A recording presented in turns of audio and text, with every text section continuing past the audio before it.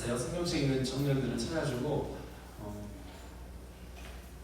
보통 우리 청년들이 집에서 성경책들을 많이 읽겠지만 예배 자리에 나와서는 이 청년 예배만 거의 드리잖아요. 뭐 중고등부 교사들이긴 하지만 근데 저희가 청년 예배 때 제가 다음 주엔 좀 예배가 있긴 하겠지만 계속 마가복음을 읽어 나갈 거거든요. 그래서 1장에서 몇 장면 읽었고 2장에서 오늘 13절에서 17절 읽을 거예요. 그러니까 마가복음을 좀 이렇게 중심해서 집에서도 좀 더 볼 수 있으면은 같이 마가복음도 보면 좋겠어요.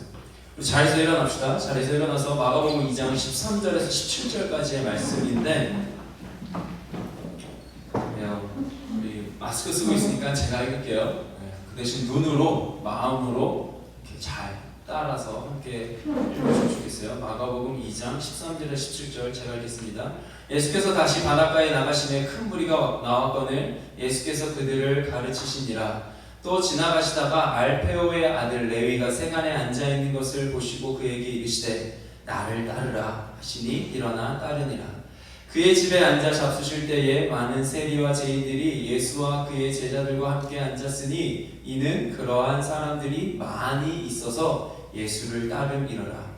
바리새인의 서기관들이 예수께서 죄인 및 세리들과 함께 잡수시는 것을 보고 그의 제자들에게 이르되 어찌하여 세리 및 죄인들과 함께 먹는가?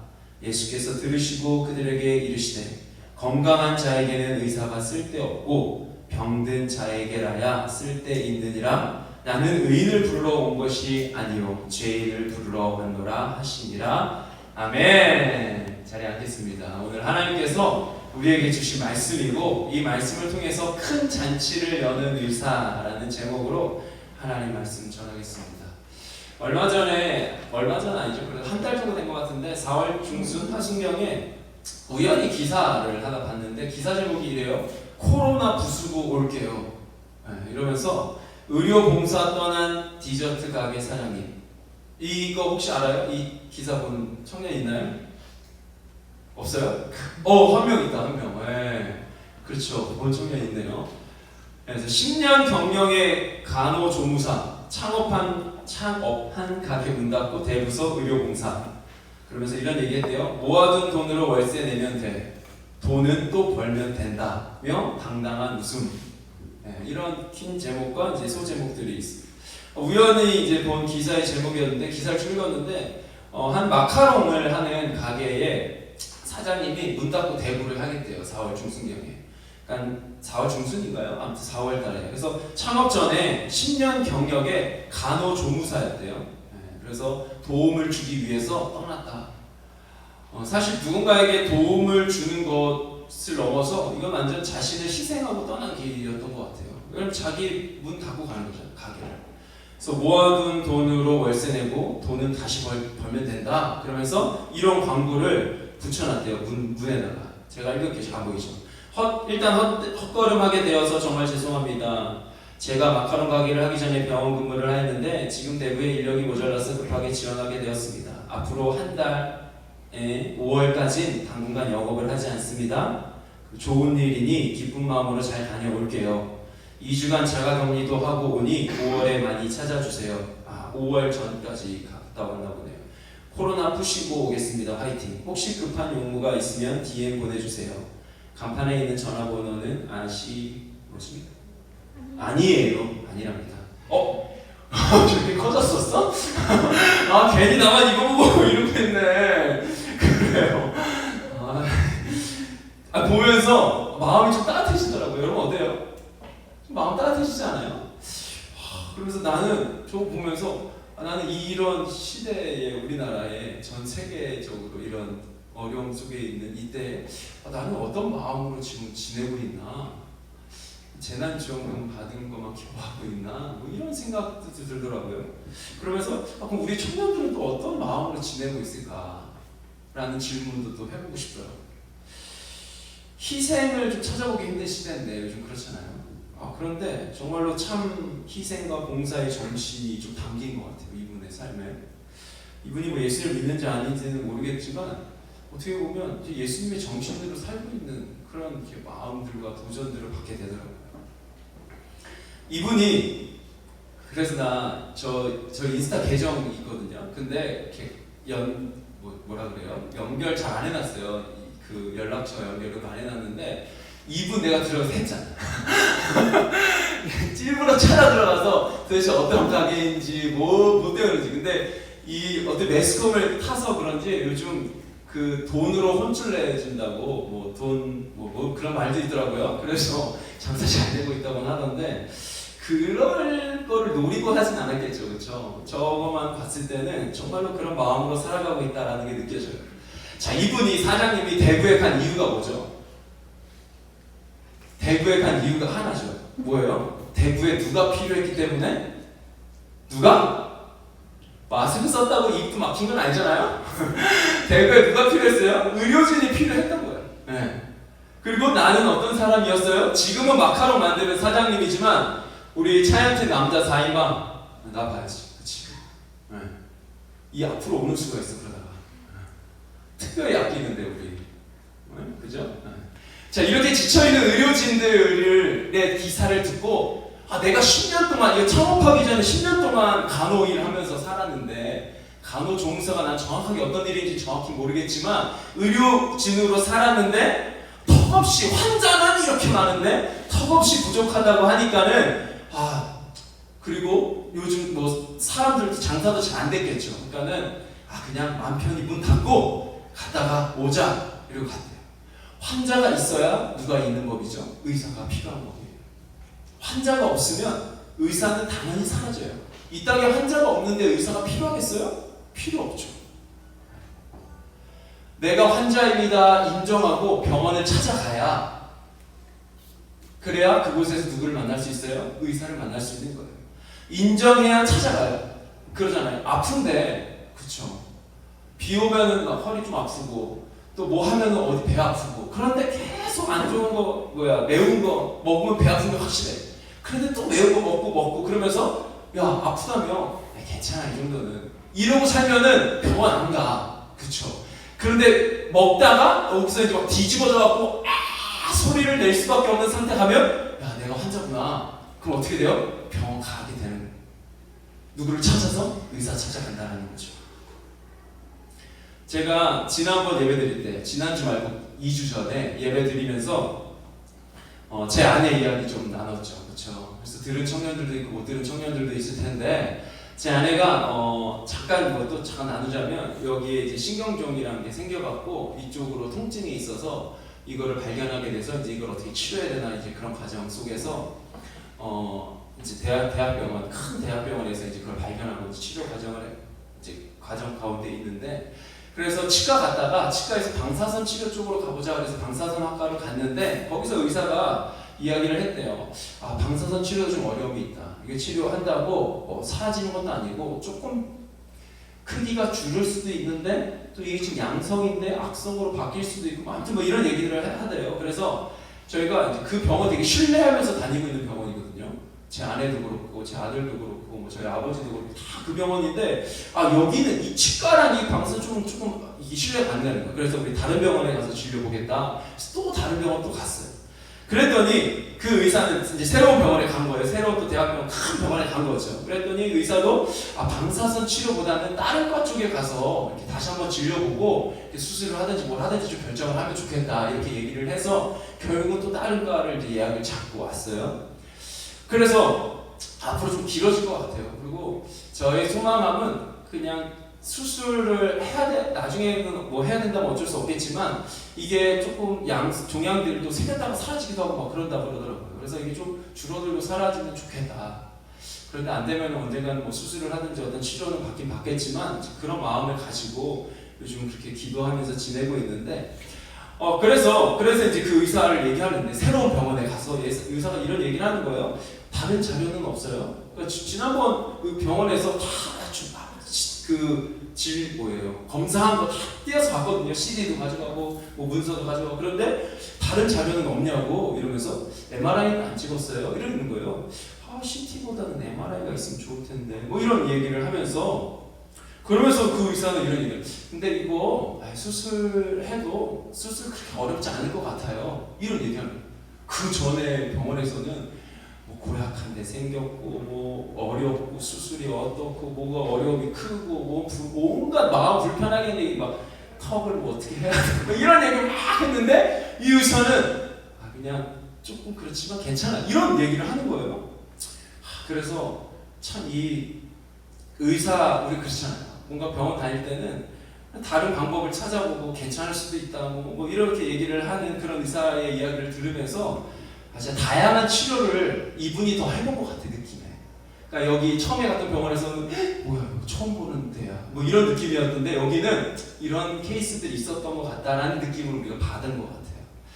그래서 진짜 다양한 치료를 해본 의사를 만나는 게 다양한 경험을 해본 의사를 만나는 게 진짜 중요하다라는 생각을 하게 됐는데 자, 내 아내가 병원을 왜 찾아가는 거지? 왜 의사를 만나러 갔을까? 그 큰 대학병원 우리나라 넘버원 그 대학병원 그 병원에서 진료하고 뭐 다 할 수 있는데 또 거기서 자료를 떼어서 또 다른 병원으로 왜 또 갔을까요?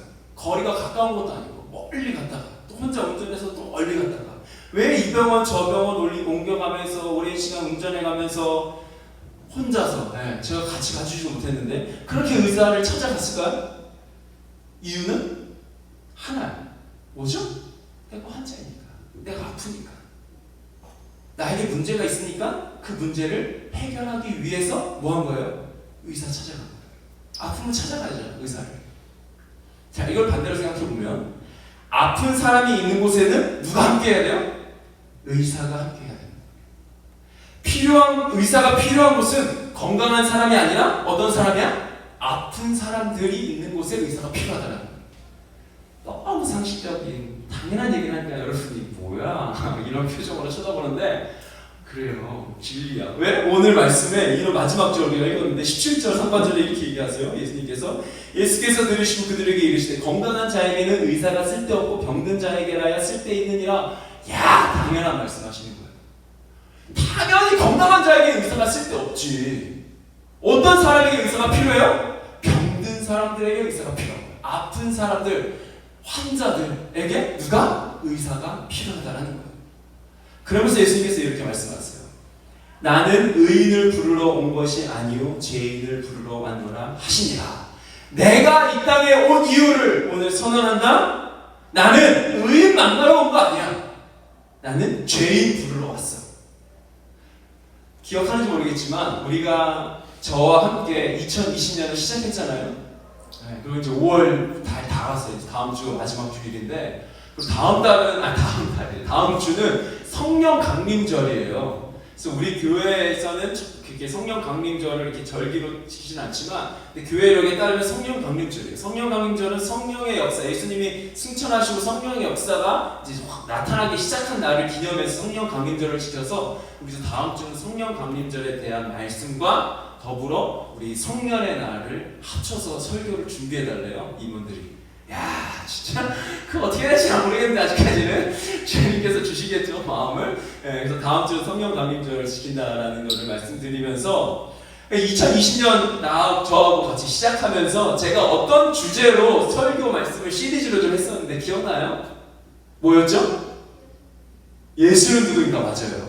Who is Jesus라는 예수는 누구인가?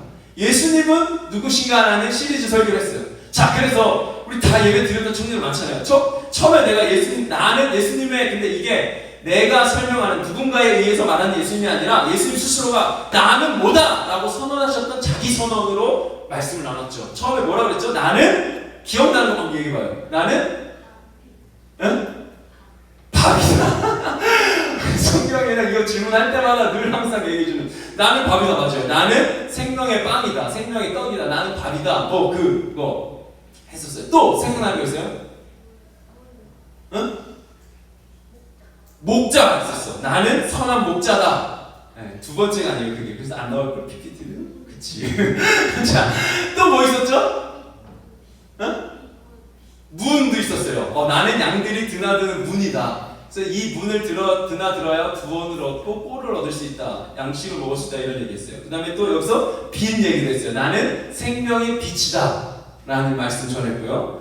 그 다음에 문 했고 선한 목자 했고 그 다음에 마지막 주에 한 번 더 했는데 이 세 개를 묶어서 했는데 나는 길, 진리, 생명이다. 나는 길과 진리요 생명이다 라는 이 말씀으로 같이 나눴어요. 이거 말고도 더 있거든요. 나는 부활 생명이다도 있는데 내가 크다, 그러니까 내가 하나님이다 이런 말씀도 있긴 한데 그건 좀 다음에 기회가 있으면, 사실 우리 부활절 예배 드리면 그 나는 부활 생명이다 하려고 했는데 우리 예배가 없어서 같이 못 나눴는데, 자 여기서 봐봐. 예수님이 나는 생명의 빵이다, 생명의 빛이다, 나는 양의 문이다, 나는 선한 목자다, 나는 길과 진리와 생명이다. 자, 빵이신 예수님, 예수님이 빵이라는 거예요. 그래서 예수님이 밥이야 우리나라에 의하면. 자, 빵이신 예수님이 누구에게 관심을 두고 누구에게 어디로 가실까요? 빵이 어디로 가야 될까? 밥이 어디로 가야 돼요? 배고픈 자들에게 가야죠. 저 목사님이 오늘 되게 당연한 얘기만 계속하죠. 당연한 진리의 얘기만 할 거예요 오늘. 자 봐요. 다음 이 두 번째, 나는 생명의 빛이다. 빛이신 예수님이 누구에게 관심을 가지시고 누구에게 어디로 가실까요? 어둠 속에 있는 사람들에게 가시겠죠. 예수님, 난 괜찮아요. 나 멀쩡해요. 나 배부른데. 나 관심 없는데. 나 문제 없어요. 나 죄인 아니야. 나 병들지 않았어. 이런 사람들에게는 필요 없어. 예수님 필요 없어요. 왜? 예수님 의인 부르러 오셨으니까. 난 괜찮다라고, 난 괜찮다 치고 그리고 살아가는 사람들 아니라 어떤 사람들? 죄인 부르러 오셨대요. 예수님이. 건강한 사람들, 나 건강해요 아니라 아픈 사람들 위해서 오셨기 때문에. 누가? 예수님. 우리가 살펴보고 있는 마가복음에 의하면 예수님은 정말 오시자마자 고치기 시작하세요. 제가 그 이야기 지난주에 했던 것 같아요. 빠르다, 속도가 빨라. 예수님이 그냥 바로 어렸을 때 이야기, 어떻게 태어났고 족보 이야기 하나도 없어. 그냥 예수님 성인으로 딱 나타나서 바로 사역하시기 시작하는 게 마가복음의 예수님인데, 그런데 그 예수님께서 회당에서 귀신 들린 자 고치시고, 시몬의 장모 베드로, 시몬 베드로의 장모의 열병을 고치시고, 나병 환자 고치시고, 그리고 우리가 읽지는 않았지만 2장 초반에 보면은 여러분들 교회학교 생활했으면 다 할 거예요. 들것에 실려서 지붕 뚫고 내린 그 장면이 마가복음 2장 초반에 나와요. 그러니까 그래서 중풍병자 고치시고 계속해서 치유하세요. 그러니까 사람들 눈에 보이기에는 예수님이 살기 시작한 이 사역의 초기에 예수님을 표면적으로 만나는 자들은 예수님 어떤 분이야? 의사야. 네, 계속 고치는 거야. 말도 안 되는 고침을 계속 하시는 거야. 이러한 의사 예수님이 오늘 본문에서도 한 사람을 만나시고 그를 고치시는데, 그 사람이 누군지 우리 좀 계속해서 좀 찾아가 보면 좋겠습니다. 자, 예수님께서 다시 바닷가에 나가셨어요. 자, 여기서 말하는 바닷가는 제가 뭐라고 그랬죠? 우리 여러분들 나눠준 그 말씀 나누는지 한번 볼게요. 거기 보면 지도 있잖아요. 지도에 보면은 어떤 그 바다는, 성경에 나오는 바다 하면은 대부분 어디다? 예수님과 함께 했던 바다는 그 위쪽에 잘 안 보이겠지만 갈릴리 바다라는 곳이에요. 자, 그곳에 예수님께서 다시 나가셨고, 그리고 사람들이 몰려왔어요. 갈릴리 바다. 그리고 예수님이 그곳에서 강의를 시작하셨어요. 그래서 강의를 마치시고 그러고 나서 지나가시다가 다른 길로 가시다가 누굴 만나냐면 알페오의 아들 레위를 만나게 돼요. 마태라고 다른 성경에 기록된 마태를 만나게 되는데, 그러고 나서 그에게 말씀하시는 장면이 나오게 됩니다. 14절 볼까요? 14절. 그리고 미안한데 저도 말씀 나누는 자 하나 보내주세요. 14절 같이 읽어볼까요? 14절 준비 시작.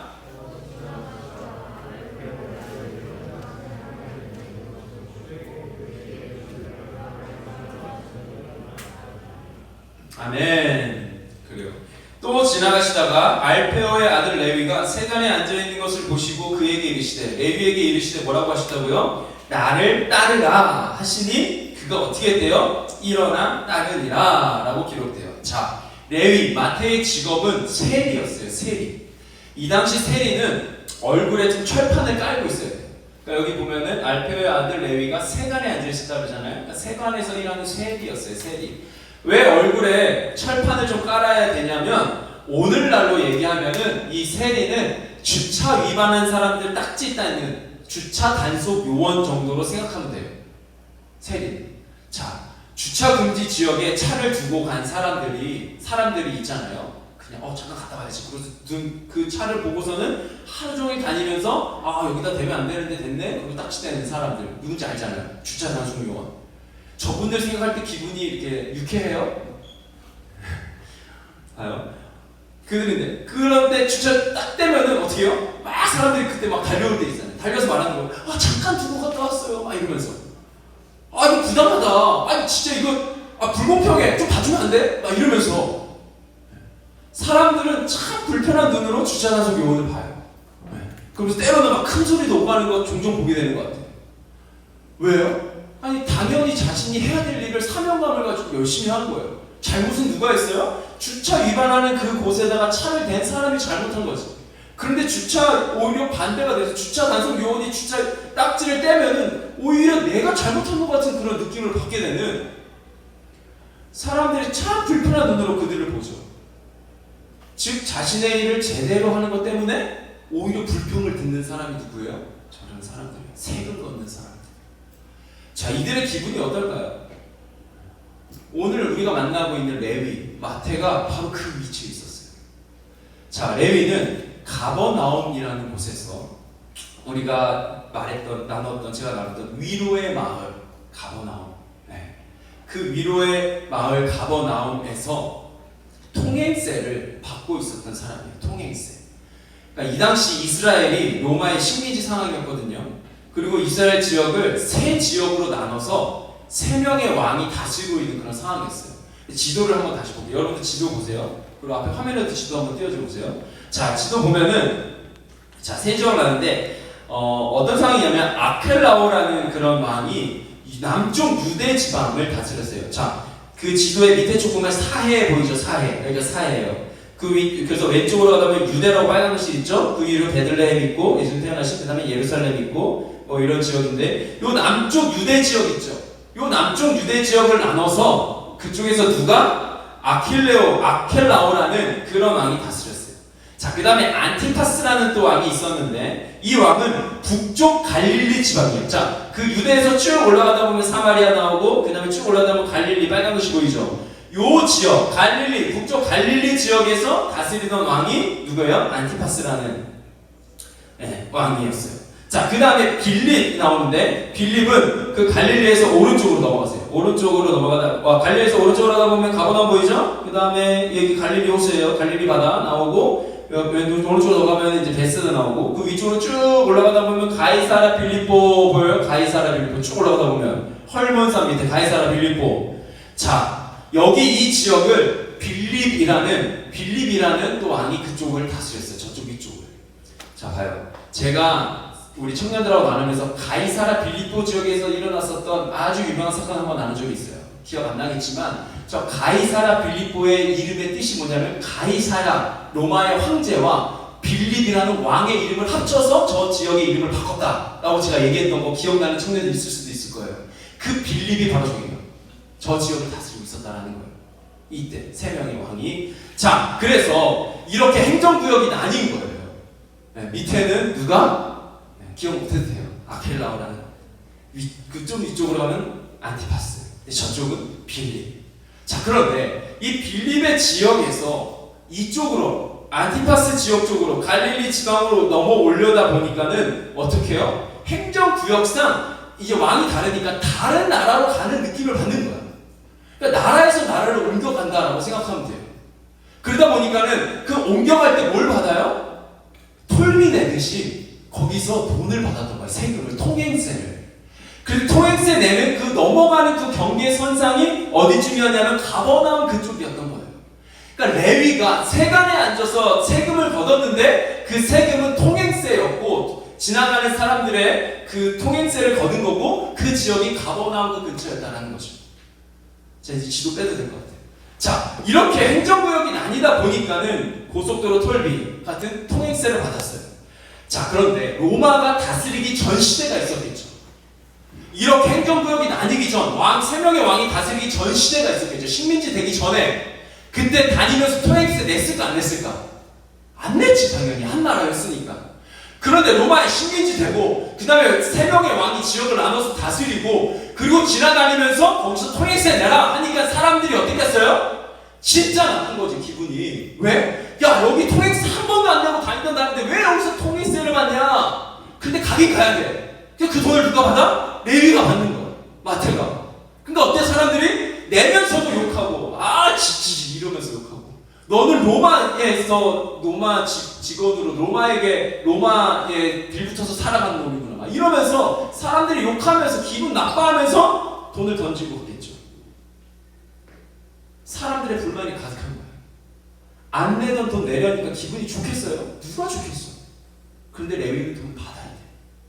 그러니까 돈을 내는 시민들의 분풀이와 화풀이는 누구? 레위에게 하는 거지. 사람들이 화를 내고 욕을 하면 레위가 어떻게 반응했을까요?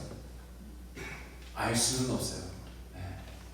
그런데 레위가 계속해서 그 자리를 지키고 있잖아요. 계속해서 그곳에서 일을 하고 있어요. 계속해서 세간에서 사람들에게, 지나다니는 사람들에게 통행세를 받고 있는 거예요. 그건 뭘 뜻할까요? 그곳에서 사람들의 분노를 어떻게? 사람들의 불평, 불만을 자신의 마음과 영혼으로 다 받아들이는 거죠. 그 일을 좋아서 했는지. 그렇잖아요. 우리도 직업하실 때 그렇잖아요. 다 좋아하는 일 하면 좋겠다. 이게 우리의 이제 소망인데, 그 일을 레위가 좋아서 했는지, 아니면 어떻게 하다 보니까는 그 자리에 갔는지 누가 알 수 있겠어요? 잘 몰라요. 기록이 없으니까.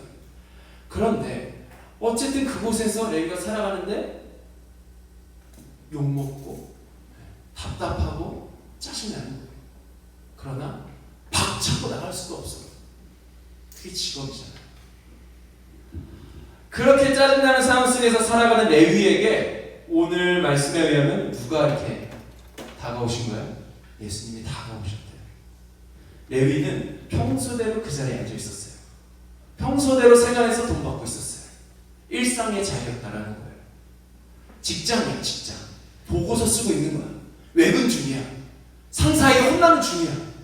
회의 중이야. 학교야, 학교. 우리 학생들의 학교야. 요즘은 집이야, 집. 인터넷 강의 듣고 있는 중이야. 레포트 쓰고 있는, 시험 보고 있는 그 일상의 자리, 일하는 중에 누가? 예수님이 지나가시다가 레위에게 집중하신다. 레위가 세간에 앉아있는 것을 보고 말씀하십니다. 일상의 레위에게 찾아가신 예수님은 오늘을 살아가는 우리의 일상에도 찾아오세요. 여러분 이거를 진짜 우리가 이거를 분명하게 잡고 살아야 돼요. 다른 거 다 놓쳐도 괜찮아. 근데 나의 일상에 누가? 예수님이 오셨고 함께 하시고 그래서 찾아오시고 말씀하신다라는. 베드로 보면서 우리가 베드로 보면서 진짜 부러워한다고 했잖아요. 왜 그랬어요? 야 당신은 당신의 장모 열병이 떠나갈 때 그 옆에 있었잖아. 예수님께 진짜 가까이에서 예수님의 음성 다 들었잖아. 예수님 기적 행할 때 당신 다 봤잖아. 진짜 부럽다 부럽다 부럽다. 그런데 베드로는 우리가 더 부럽다 그랬잖아요. 왜요?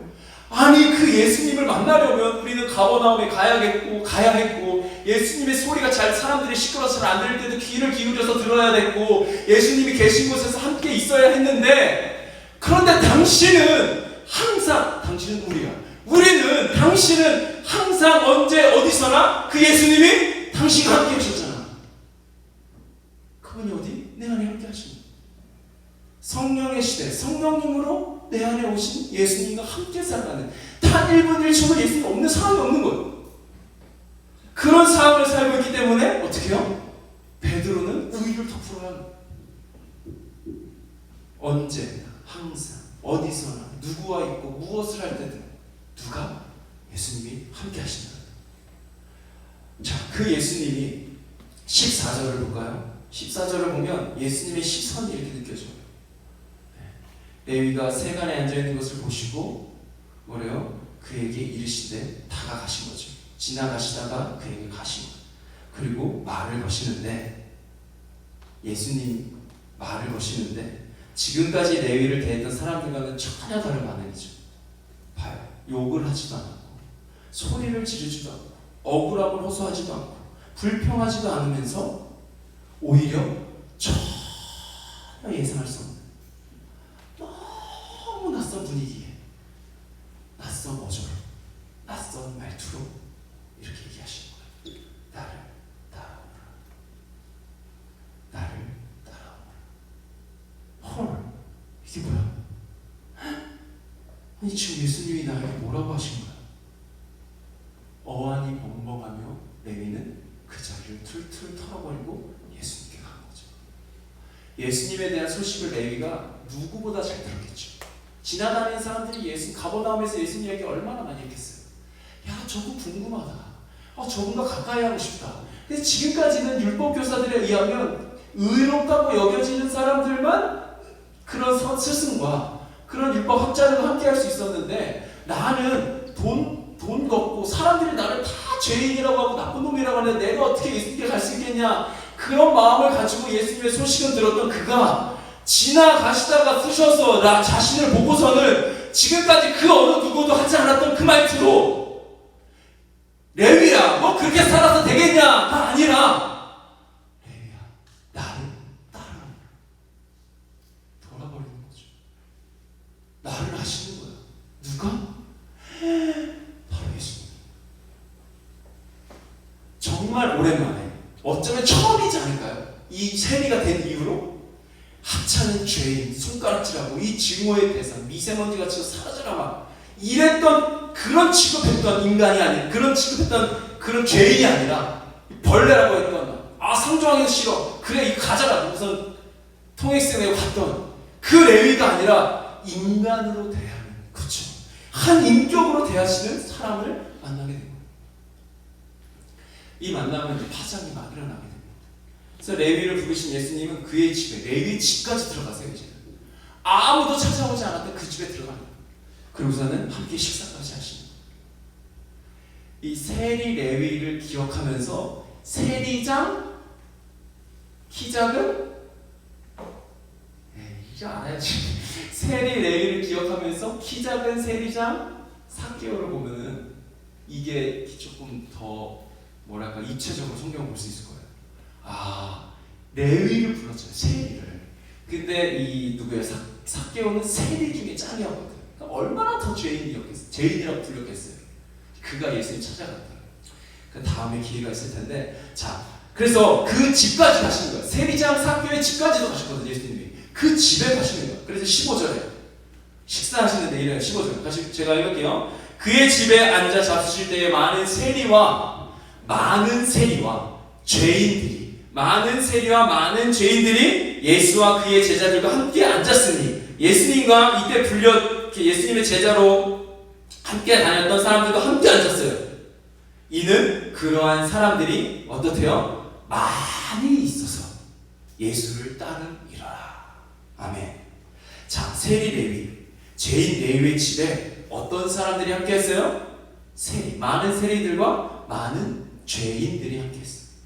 자, 여기서 세리와 죄인은 어떤 사람들이에요? 그 당시에 거룩하다고 여기고 공부 많이 했다고 자랑하며 율법적이라고 자신만만하면서 살아갔던 그 종교인들의 판단 속에 결론 내린, 쟤는 죄인이야. 율법에 봐봐, 얘는 죄인이야. 이거 봐봐, 얘는 죄인이야. 손가락질하면서 다 죄인 1, 2, 3, 4 다 판단하고 정죄하며 죄인 만들었던 그 사람들이 누구에게? 야, 예수라는 선생님은 다르구나.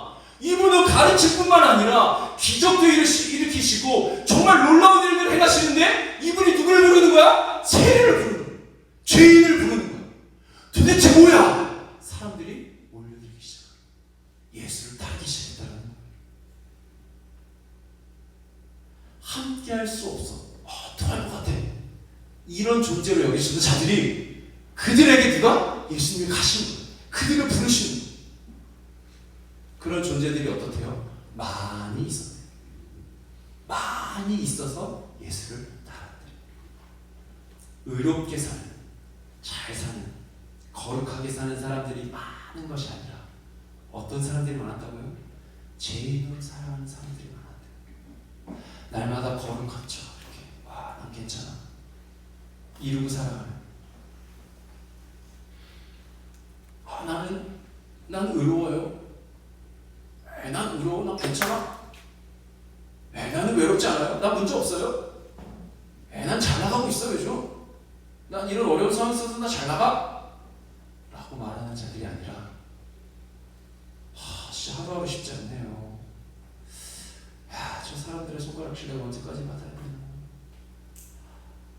나를 향한 비난과 판단과 정죄, 불평, 불만, 이젠 지치네요.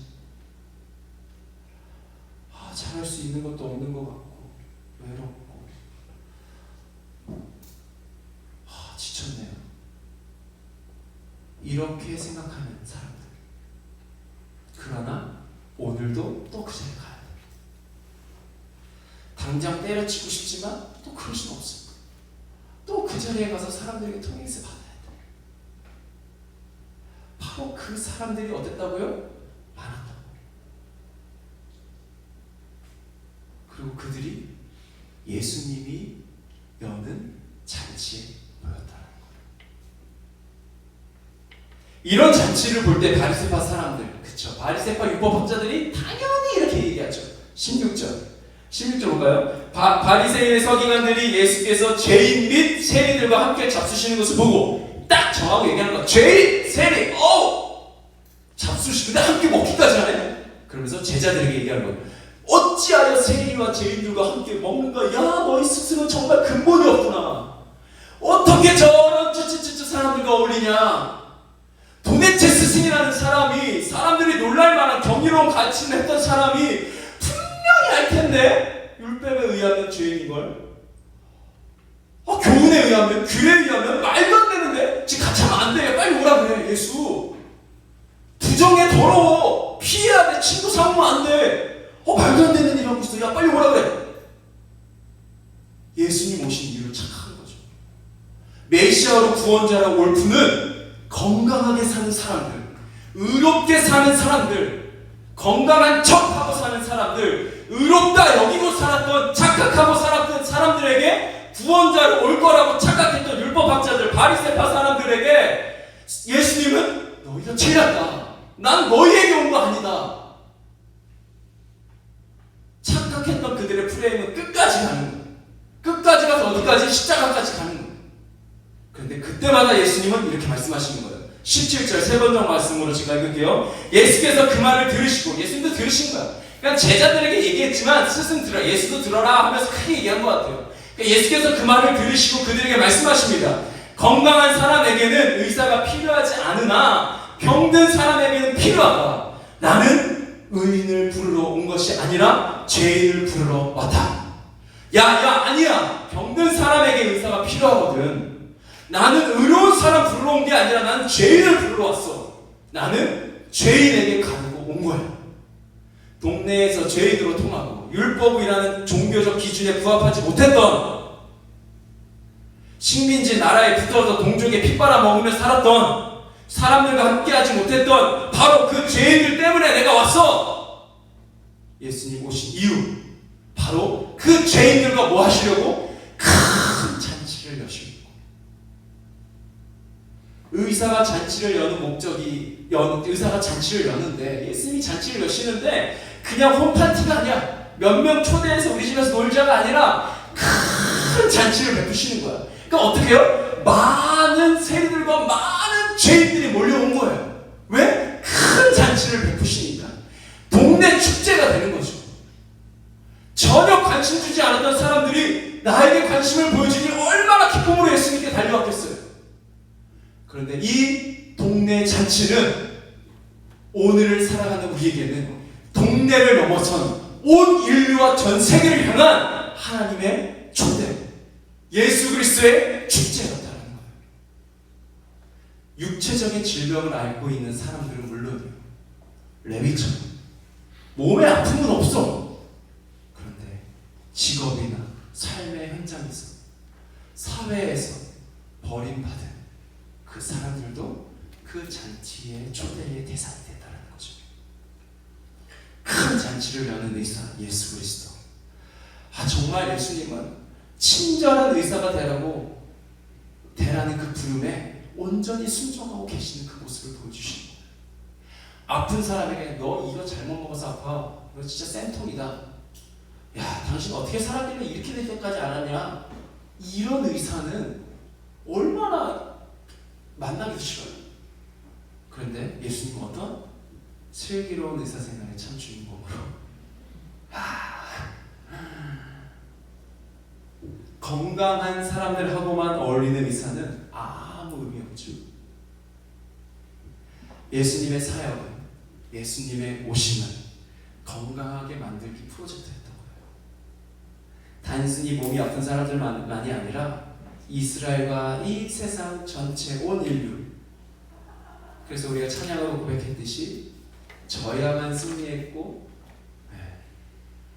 그 지으신 그대로 회복시키신 그것 때문에 오신 예수 그리스도. 이 건강의 시작은, 성경에서 말하는 건강의 시작은 하나님과의 관계 회복이거든요. 하나님과 관계가 회복되기 위해서는 내가 하나님과 관계가 회복되고 싶다. 내가 진짜 하나님 알고 싶고 하나님 만나고 싶다라는 것은 어디서부터 시작되냐면 내가 아픈 사람임을 인정하는 것에서 시작돼요. 왜? 아프다고 인정하지 않으면 의사 찾아가지 않는다니까. 죄인이라고 생각되면 의사 찾을 필요가 없다니까. 내가 의롭다 여겨지면, 내가 선하다 생각되면, 나는 괜찮다 하면 그럼 예수님 필요 없어. 알아도 돼요. 그렇게 살면 되지. 하나님 없어도 난 문제 없어. 그럼 죄인을 부르러 오신, 명확하게 얘기했잖아. 나는 죄인을 부르러 왔다. 그 예수님께 갈 필요가 없는 거죠. 이유가 없어요. 의사 되신 예수님이 또 그렇게 생각하고 살아가는 자들에게 찾아오실 이유도 없어요. 삶의 어려움과 아픔, 지침과 힘듦 속에 살아갈 때에 주님 우리에게 오신다는 거예요. 아니 이미 오셨어. 누구에게? 우리 청년들의 삶 가운데, 여러분들의 인생 가운데 주님 오셨다는 거예요. 그냥 지나치지 않으시고 바라보시고 다가오시고 말을 거시고 나를 따라오너라 하셨기에, 그 주님의 반응, 그 말씀에 반응했기에 이 자리에 있다는 거예요.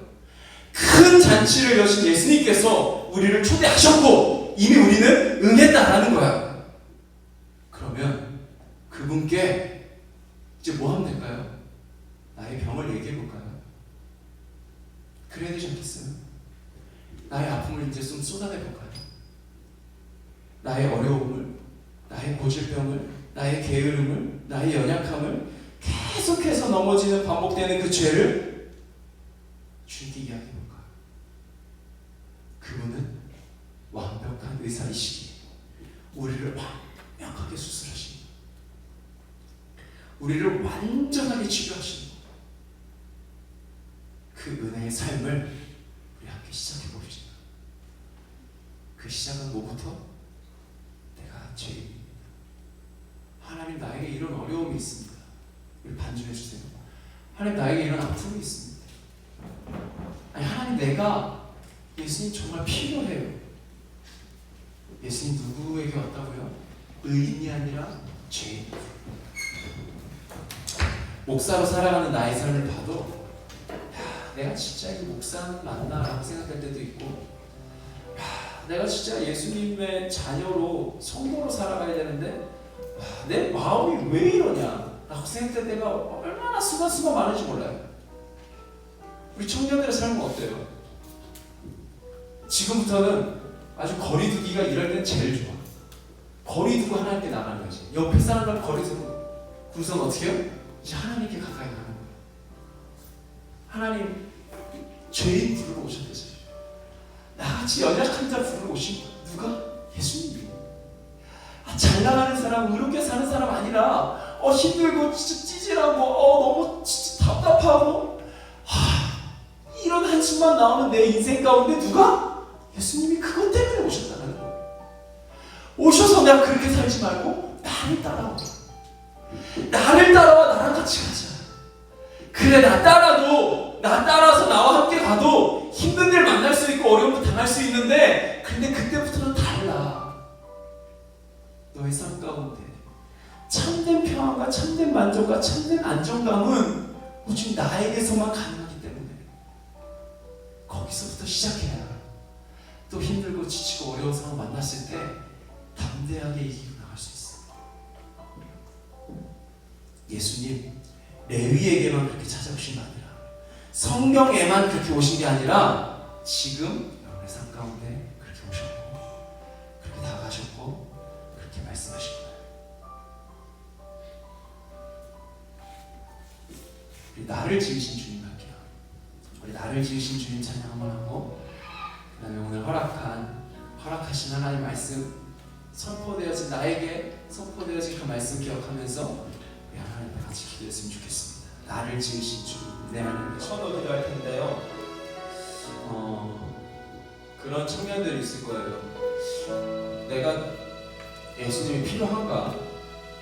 그렇게 느껴지는, 죄인을 부르러 오셨다고 하는데 난 내가 뭐가 죄인지도 모르겠고 그냥 뭐 잘 살고 있는 것 같고, 이 정도면 뭐 괜찮은 것 같고, 이 정도면 뭐 착하게 살고 있지, 이렇게 느껴지면서 그 질문을 던지기 시작하면 예수님 필요 없는 거거든요. 그런 청년들이 혹시 있을지 모르겠어요. 그런 청년들이, 그러나 내가 어찌되었건 여기서 지금 예배하고 함께 살아가면서 하나님께서 나를 이곳에 있게 하신 이유가 분명히 있을 텐데, 정말로 저 예수님과 함께 살아가는 것이 교회 다니는 이유와 또 그렇게 살아가는 것이 내 삶이 맞는 것 같긴 한데, 생각해보니까 예수님 필요 없는 것 같네. 그런 청년들은 주님께 그 마음을 솔직하게 가지고 가세요. 하나님, 저 진짜 오늘 설교 말씀 들어보니까 예수님 별로 필요 없는 것 같네요. 저 괜찮잖아요, 그쵸? 근데 그게 아닌가 봐요. 예수님은 이렇게 의롭다 여기고 괜찮다 여기는 사람들에게 오신 게 아니라 죄인을 부르러 오셨대요. 하나님, 저도 알게 해주세요. 저의 더러움을, 저의 연약함을, 저의 부족함을 주님 알게 해주세요. 그래서 저도 정말로 예수님 필요한 인생임을 깨닫고 그 예수님을 간절히 원하고 그 예수님과 함께 살게 해주세요 라고 그렇게 기도했으면 좋겠어요. 또 다른 청년들이 있죠. 알아요. 내가 얼마나 연약한지, 내가 얼마나 큰 아픔이 있는지, 내가 얼마나 큰 죄인인지 알아. 그런데 그리고 아무도 모르는 나만의 고질병이 있어. 그 마음속 깊은 곳에 숨겨두고 숨겨뒀어. 이거는 그 어느 누구도 열어서 보여줄 수 없어. 근데 오늘 예수님은, 야, 내가 그거 치료하러 온 거야. 야, 그 마음에 잠궈둔 그 자물쇠를 나에게 줘야 돼. 그래야 내가 열고 들어가서 널 치료해 주지 않겠니? 너의 연약함, 너의 아픔, 너의 실수 괜찮아. 내가 다 알아. 내가 그것 때문에 왔어. 내가 그것 때문에 너와 함께 하는 거야. 또 실수할 수 있어. 그러나 괜찮아. 그때마다 또 열면 돼. 내가 치료해 줄게. 그렇게 살다 보면 언젠가는 툴툴 털고 나와 함께 날마다 동행하며 살아갈 수 있을 거야. 그 어떠한 상황과 환경과 유혹과 시험 속에서도 주님 선택하고 살 수 있을 거야.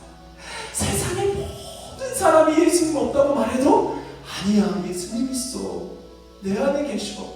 내가 지금도 느끼고 있어.